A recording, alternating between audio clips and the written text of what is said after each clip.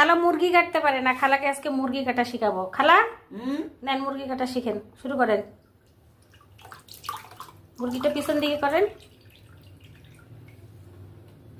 হ্যাঁ, একদিন তো শিখাইছিলাম, মনে আছে মনে হয় না?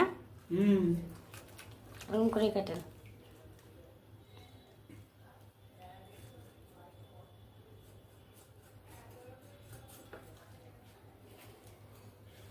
আমার খালাফের খুব ভালো,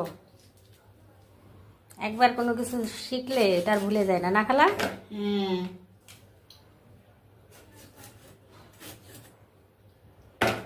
খালাফের আমি অনেক ভালোবাসি, খালাফের ভালোবাসে না অবশ্য।